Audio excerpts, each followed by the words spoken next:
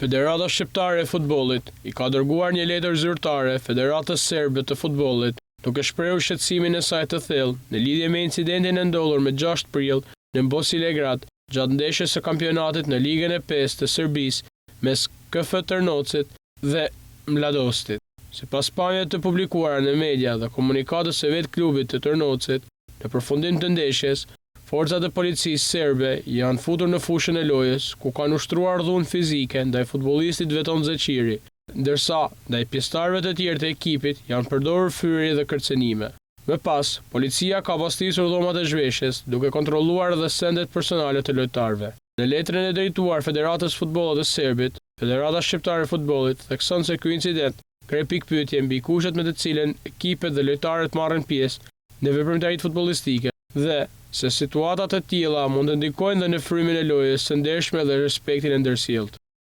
Ndajmë shqetësimin tonë në lidhje me një incident të ndodhur së fundmi me ekipin KF Tërnoci gjatë ndeshjes së zhvilluar në 6 prill në luginën e Preshevës. Sipas disa raportimeve mediatike dhe pamjeve filmike që janë bërë publike, në përfundim të ndeshjes, forcat e policisë kanë hyrë në fushë, kanë ushtruar forcë fizike ndaj të paktën një lojtari,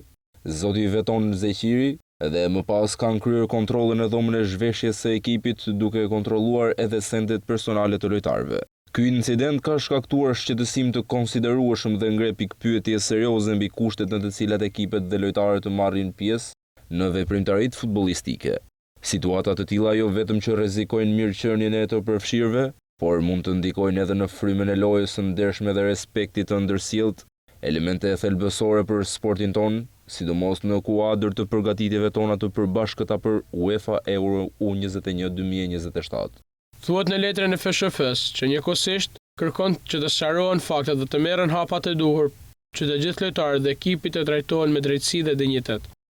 Në këtë kontekst, ju drejtohemi me mirëkuptim dhe respekt për të kërkuar që Federata e Futbollit e Serbisë të shqyrtojë me vëmendje këtë çështje, të ndihmojë në sqarimin e fakteve dhe aty ku është nevojshme të ndërmarrë hapat e duhur për të garantuar që të gjithë lojtarët dhe ekipet pa dallim të trajtohen me drejtësi,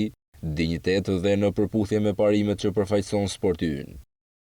Federata Shqiptare e Futbollit do të ndjekë me vëmendje zhvillimet në vijim dhe mbetet e përkushtuar në mbrojtjen e të drejtave dhe dinjitetin të gjithë aktorëve të futbollit shqiptar, brenda dhe jashtë kufive të vendit.